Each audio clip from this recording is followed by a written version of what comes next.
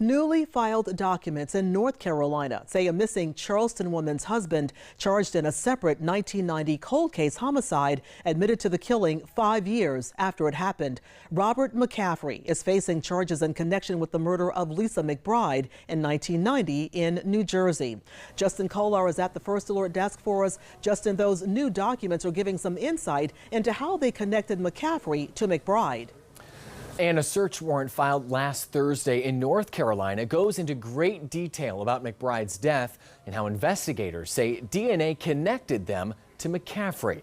Those documents say McBride went missing on June 22nd of 1990 after returning home from a concert and night out with friends. Investigators say McBride was seen entering her home in the early morning hours of June 23rd, but was not seen again.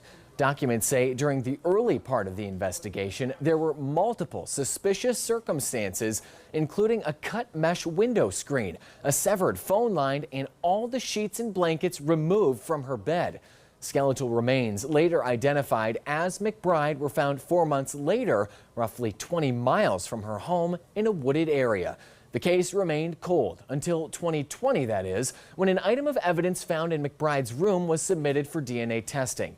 Well, that testing produced mixed results, including DNA of an unknown male.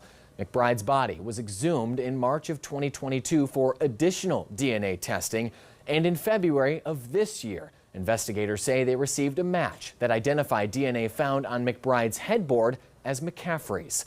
Investigators say they then reviewed the cold case file and found an interview with an associate of McCaffrey's who said McCaffrey admitted to killing McBride and tried to return her home to recover something that would connect him to the homicide. A waiver of extradition was filed in North Carolina today, meaning McCaffrey has agreed to be extradited to New Jersey without a full hearing. Be sure to stay with us. We'll have more on this as soon as we have more information. At the Alert Desk, I'm Justin Kolar.